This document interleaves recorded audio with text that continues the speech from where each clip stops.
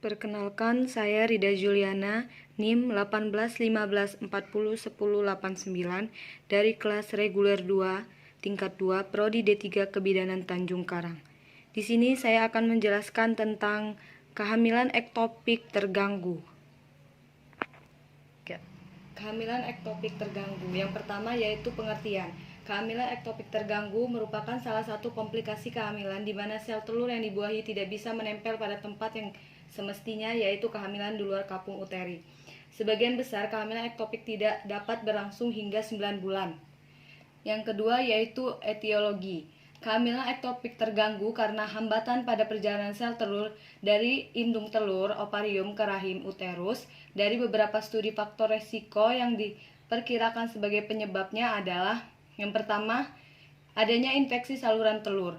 Yang kedua, adanya riwayat operasi tuba.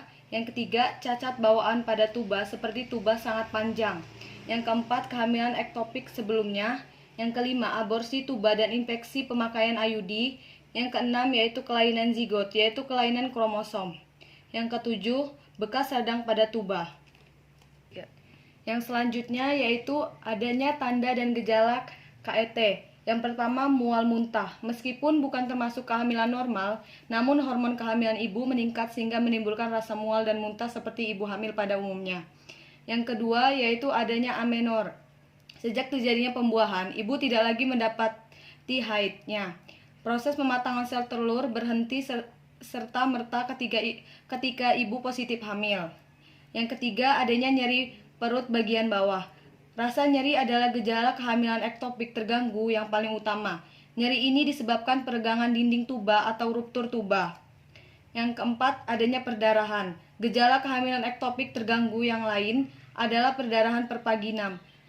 Perdarahan ini disebabkan kematian janin, pelepasan dinding rahim terluar, dan robekan dinding tuba. Frekuensi perdarahan berkisar antara 51 hingga 93%. Biasanya perdarahan pada kehamilan ektopik terganggu berwarna coklat tua. Yang kelima, adanya nyeri bahu. Perdarahan dalam rongga perut dapat merangsang diafragma sehingga menyebabkan nyeri bahu. Yang terakhir, adanya abnormalitas TTP. Gejala kehamilan ektopik terganggu yang terakhir adalah abnormalitas tanda-tanda vital.